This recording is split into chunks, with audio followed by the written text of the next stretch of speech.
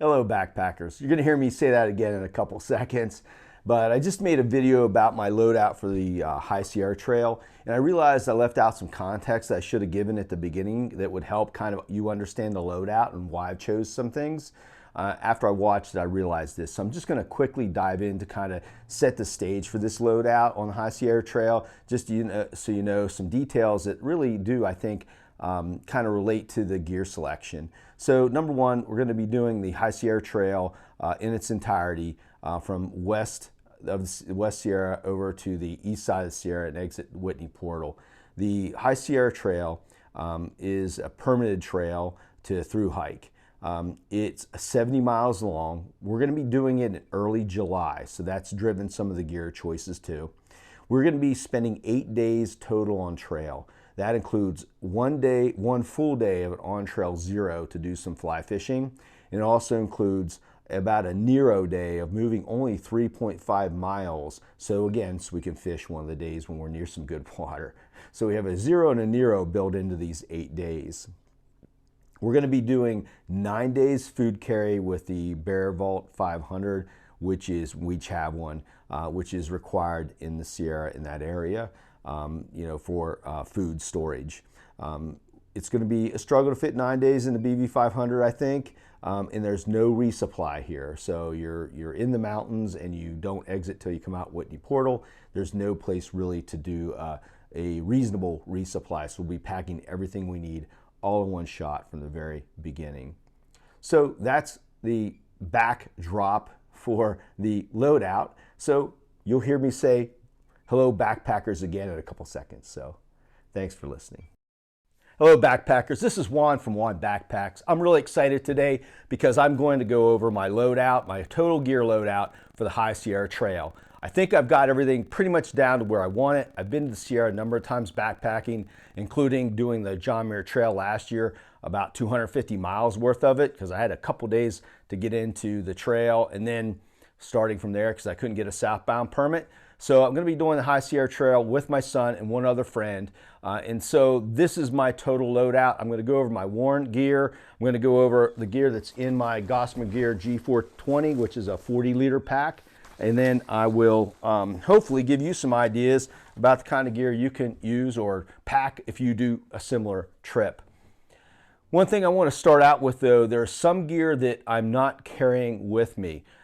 That my son will carry, and I just wanted to make that clear because it might look like it's missing from my lighter pack. Tenkara fly fishing, we're going to stop and do at least almost like a day, and then on Nero on trail. And so we have a little bit more fishing gear, fly fishing gear, and this will be the pack for both of us. It's around 9.5 ounces total. My son will be carrying this, and then also this Tyvek ground sheet for under our two-person shelter that I'll be carrying. So my son will carry the Tyvek sheet. We can also use it for cowboy camping as well. He also, just so you know about the shelter system we do, I carry a two-person shelter that we both can sleep in. We can cowboy camp like this, or also he will carry an ultralight tarp. And that's really coming useful. When we did the John Muir Trail, we had a few days, it was sleeting, it was raining, it was cold, and he had the tarp, so we just set that up to be able to cook underneath, hang out and talk while it was raining, and then once it stopped raining, we got out there in the sun and started doing some fly fishing and so forth. But anyway, Tyvek sheet, he will be carrying that. So let's look at my worn clothing, and as I said, we'll go to the pack gear here. My trekking poles, I use Black Diamond trekking poles. I use a trekking pole tent, the Gossamer Gear 2. My son and I both will be sleeping in it. As I said, we've done this before on the JMT, perfectly comfortable, very spacious, tent, and so we're really comfortable with it. But these are my Black Diamond. They're trekking poles. I bought them like about 3 or 4 years ago on sale for I think around 60 bucks, something like that. They're aluminum. They work really good. They use the flick locks. I love the flick locks instead of the kind of screw ones that lock in place. And so I'm going to be using those for the shelter and for trekking as well. On top of my head, last year on the John Muir Trail, I used the Outdoor Research. I think it's called a Sun Runner. It's really nice. There's a lot of features to this thing. I'll probably do a video about it, but it has a nice little curtain to kind of shield your neck and your ears and so forth from the sun when needed, or you can just take it right off. And I've really enjoyed this hat. Not the biggest fashion statement out there, but it works and it's functional. This is my shirt that I use. I have 3 of these shirts. It's a Silver Ridge 2 by Columbia, long sleeve, really well vented on the back, and in kind of like in different areas of the shirt. But also I like it because you can roll up the sleeves and pin them in place, and that always works well if you need short sleeves. And if you need good sun protection, you just keep it in long sleeve mode, and you got the SPF 50 on here, and you're all set to go. Underwear, I don't get into a whole lot of detail about underwear because I don't have issues with chafing and all kinds of things that people often talk about. I use these sports underwear by Hanes. Basically, they're sports briefs and they're odor resistant, blah, blah, blah, and they work really good. And so that's what I wear while I'm on trail hiking. I don't like to wear pants when I'm hiking, especially in 3 seasons, especially in the summer. And so I always wear a pair of running shorts. I prefer shorts without pockets, but these ones have pockets because I just like the comfort level of them because they're made out of a little bit of a stretchy material. And so I went with these. They're short. I think they're 7-inch. 7-inch inseam in there, and so I like shorter running shorts, and so these are pretty good. I like them. I've used them before. I run in them and so forth. On my feet, I don't have my socks with me. They're Bridgedale socks. I wear one, and then I put one in my pack to rinse out. So I swap out every day. I'll rinse one out at the end of the day that I've used that day, let it dry for the next day, and then basically I will put it on in the morning. So I always have like at least a rinsed out pair of socks. I use gaiters. These are the gaiters that are made for the Lone Peaks that I use. And basically I'm using the Ultra Lone Peak 5.0s. And so I love gaiters, especially when you're around a lot of gravel, a lot of sand and grit. It just keeps it from working into your shoe, working into your socks, and then working into your feet, and then working into your blisters. So I really like these. I think it's one part of blister prevention, to be honest with you. My Lone Peak 5.0s, I used Lone Peak 5.0s on the John Muir Trail last year. Just absolutely loved them. My feet were perfectly comfortable. They performed nicely for me. The 5.0s were pretty darn durable. I still have them and still use them a little bit, but I bought some 5.0s before they run out because I know that the 6.0s have been out there for some time now. So I'm buying up the 5.0s as much as I can. So that's my Lone Peak Ultra 5s. Now let's jump into the pack. This pack, I absolutely love it. It's the G420.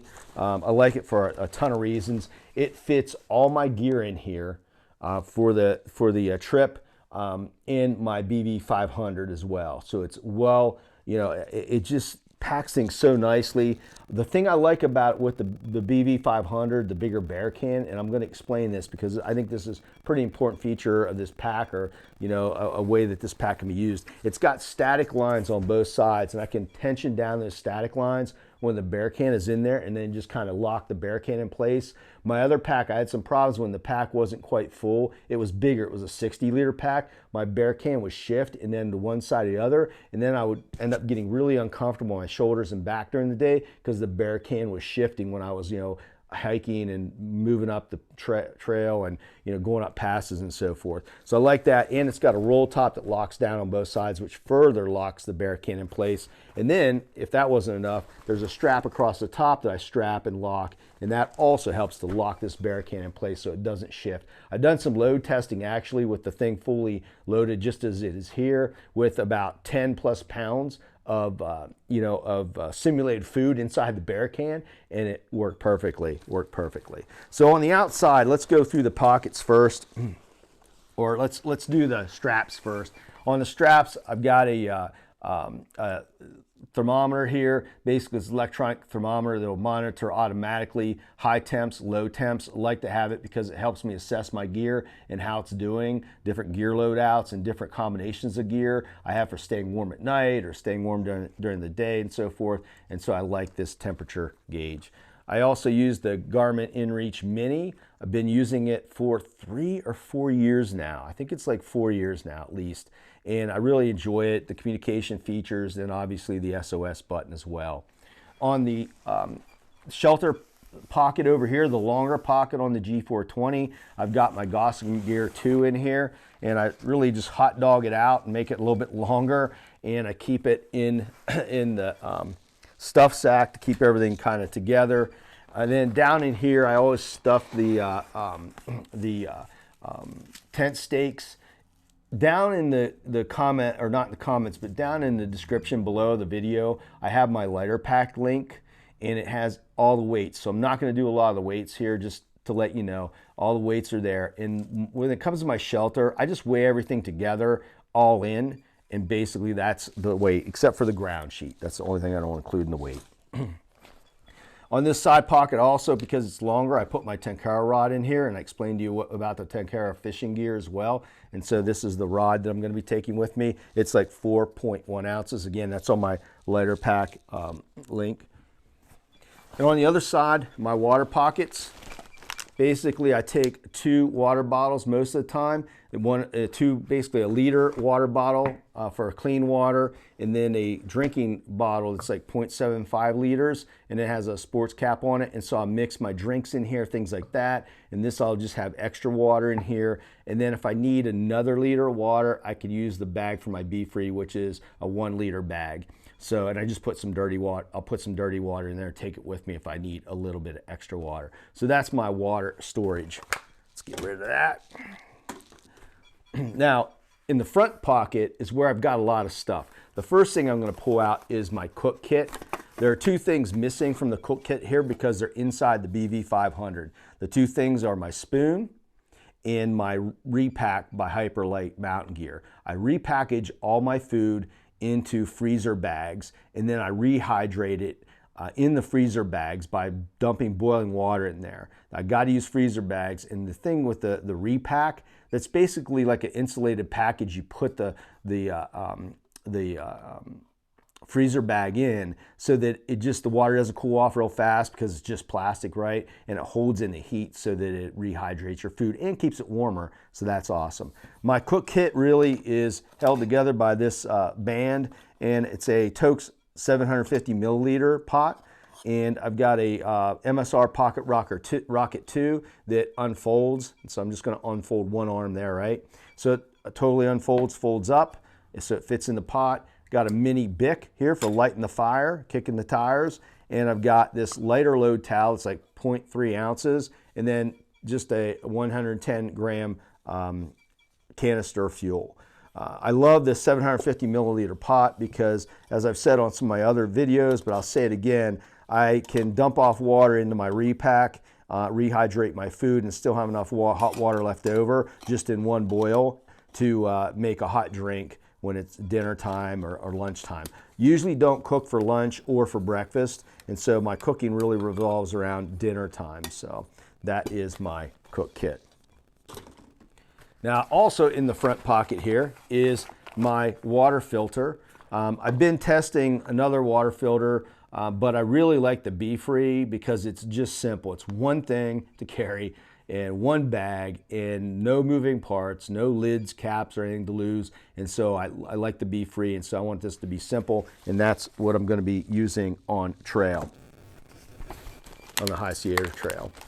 I've got my poop kit in here. Oh, wait, let's do this first. Got my camp sandals. I'm going to be doing some fly fishing, and so I'm not going to be doing any heavy duty wading, but I do want to step in the water and move around a little bit in the water. And so I'm using these Zero Shoes DIY sandals, and they've got a nice little strap that comes up the heel. It goes between your toe, and so it's really light. They're like 6 ounces, I think, total weight, and so it is a little bit heavier camp sandal, but it's worth the weight because I'm going to be, needing that mobility and be able to move around to do some fishing in the water. The poop kit I've got here, pretty simple. I've got my trowel. I've got a rubber band holding it all together. I've got a bottle that I can use for water to put my bidet into. So I use a bidet only, no toilet paper, nothing like that. And then in this little plastic bag here, which was, sandwiched in that, is a little tiny dropper of soap for cleanup. That's condensed soap. It's like Dr. Bronner's. And then the Culo Clean bidet is in here as well. You can see it holds it together. If you look at my lighter pack load, this thing is like super light. I actually don't usually even take the extra bottle. I just use one of my clean water bottles and put the bidet on that, and then I'm good to go. I know it sounds gross, but it really isn't. Nothing gets dirty, okay? Nothing gets dirty. So let's go in here. This is really a simulation here. I ordered a Hilltop Packs medium dry bag for using on the outside of my pack like this for gear that I don't want to get wet. And so, you know, that I want to have on the outside of my pack in my front pocket. And so let's take a quick look in here. I got my head net, got my first aid kit, got some just what most folks would put in their ditty bags. And let's take a look at this. I've got a repackaged spray bottle of Picardin bug spray. Always got to have bug spray. I've got a 1 ounce bottle of sunscreen SPF 50. Got some this like Go Stick butter for chafing. Probably gonna get rid of this because I really don't have any trouble with chafing, but it's always nice to have around if somebody else is struggling with the chafe. Little tiny toothbrush, a little thing of like very, what is it, Dr. Sheffield's natural toothpaste. And then I also have, for hygiene purposes, some hand sanitizer. But again, I repackaged it in a little bottle. This should be enough to get me through like about the 8 days we're gonna be on trail, on the High Sierra Trail. I say 8 days because we're gonna actually take like a 1 full day, 0 day, and then we're gonna take like a Nero day. I think that hiking wise, it really only takes us about 6 to 7 days to hike, but we're gonna do some slow days because we wanna do some fishing. This is my electronics bag. The battery pack I'm using is a Anker 1300 battery pack, and it'll be fully charged when I leave. And then all I really need to do is worry about charging my stuff on trail. And so I use this little short flexible connector, so I connect it to the battery, and then I can actually charge, like say, my headlamp at the same time I'm charging my iPhone, or at the same time I'm charging my inReach. So it really allows me to charge like multiple things. And if I actually am recharging this battery, I can recharge this battery on a wall plug, which I have in here, and also a couple other items I want to recharge to at the same time. So it's really super efficient having a cord like that. This is my headlamp. It's a Nikkor NU25. It's got red light, and it's got I think two phases, 2 brightnesses of the red, and it's got 3 brightnesses of the white light. And I like it a lot. I actually did some night hiking with this on the John Muir Trail, and it worked fantastic. And so I really love it, and it's rechargeable. So that is definitely a plus. The wires, other wire I have, this is like simulated wire. This simulates my watch recharger, and usually I won't have to recharge it in like 6 or 7 days, but I am gonna take a charging cord with me for my Garmin watch that connects to my inReach. This is the battery wall, kind of the wall socket to charge my stuff with, and I don't really need it because we're not going to be doing any 0 days, right, or coming off trail, right, in the middle of the hike, because it's only, you know, only an 8-day hike or backpacking trip. But when I get off trail, I'm going to need to juice up, and so I'm bringing that with me. And that's all that's on the outside of the pack here. You'll notice I don't use my hip belt pockets. That's because later on I'll put stuff in it as I feel like I need it on the trail, and I just like throw some stuff in there. So that will come later as I decide what's important and what's not. I'll put it in there. So I'm going to go ahead and open up the pack now and start to pull stuff out of there. I want to get rid of this rod and put it here for now. So you'll see the order I put things in, and I think that's pretty important. I put things inside a Nylaflume bag, you know, pack liner in there that need to be waterproof, and so that's at the very bottom of my pack. And then I smash everything down in that, and then put the bear can on top of that. And most of the weight then is at least in the upper, start the weight of the bear can starts maybe a third of the way up the pack, if that, and then comes up my back. So on top, I always put my rain jacket. This is just a rain or a Frog Togs rain jacket. I don't use the pants. I was in Sierra a bunch of times over the years. I've backpacked a lot, spent a lot of time in the woods. I'm okay with shorts, even when it's a little bit cold and rainy. As long as my upper body is cool, I stay warm. Or I'm sorry, my upper body is dry, I stay warm. And so this jacket is perfectly fine, and it's done me well. Even last year when we had some really kind of cold days, like bone chilling days when we were on the JMT, and I was fine with this. It's cheap and it's light, and I can buy a bunch of these before I buy a more expensive piece of a rain jacket that really isn't going to perform too much differently in most cases, because even though a lot of them say they're breathable, there's a limit to all that stuff. And this thing doesn't really wet out either, so that's pretty awesome. So the next thing in my pack is my BV500. And as I said, I have my Hyperlight repack in here, and then I've locked the BV500 in place. You can see I got it all stickered up with some of my favorite stuff, some of the places I've been, the Smokies. And so this is the Hyperlight repack that I mentioned earlier that I put my freezer bags into and dump hot water into and rehydrate stuff. And then this is my Tokes titanium spoon that's in here, and that is in my bear can. What'll happen is over time when I'm hiking, I'm using food, because I've got to put we're gonna carry, we got 8 days on trail from start to finish, and I'm gonna carry probably 9 days worth of food. And so I'm gonna eventually though put the cook kit inside the bear can. I usually do that once I eat down my food. If I've got a long food carry like that where I've got it filled, I'll go ahead and put my cook kit in there once everything gets eaten down and I got some room. So now I'm going to open up the Nile Flume bag in the bottom, and let's find out what's in there that needs to stay dry, right? Well, here we go. This is my what I would consider my mid layer.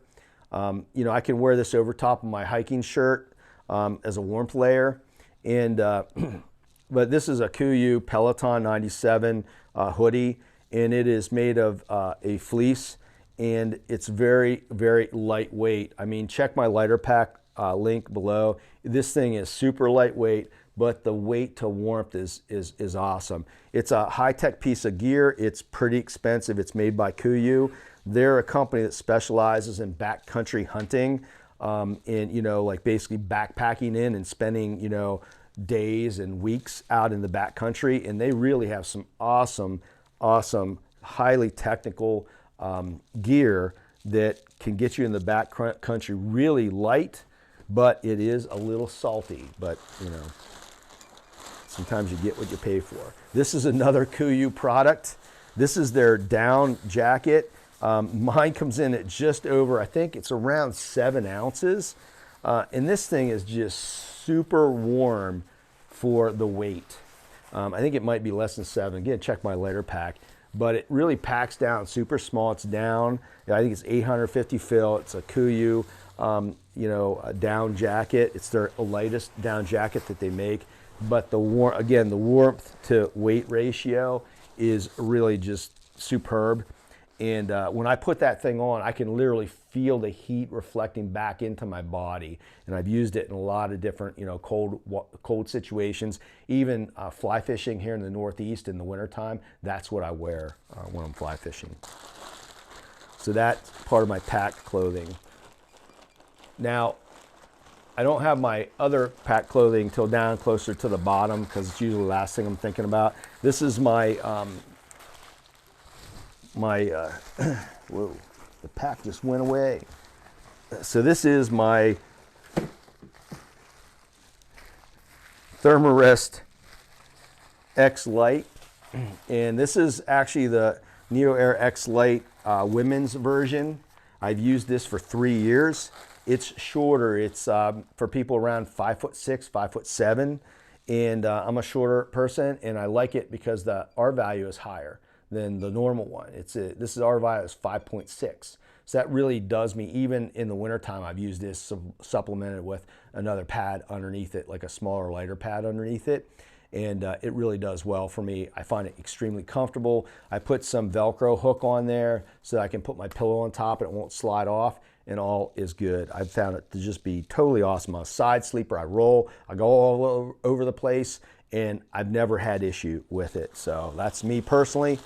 Your mileage may vary, but the Neo Air X Lite for women. The pillow I use is a pretty light 2.5 ounce inflatable pillow by Outdoor Vitals, and I got this some time ago, and it's perfectly fine. I like it, it's comfortable, and so I stick with it.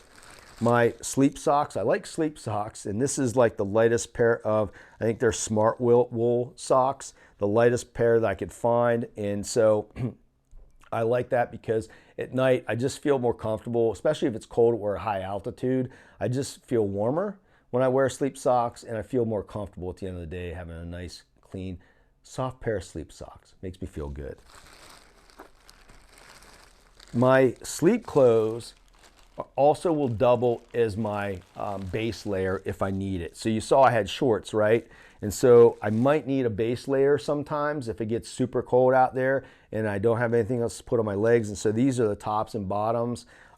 This is I'm going to say Smart Wool, but it's not Smart Wool. It is merino wool. Yeah, this is merino wool, top and bottom, long sleeves, and I can flip this as a base layer if I want to. If it gets super cold in the morning and I need it, I just keep it on and put my clothes over top, hike in it until it gets hot, and then change it all out. But it does work great as sleep clothes. Most of the time, on the John Muir Trail last year, I didn't have to use it as a base layer one time.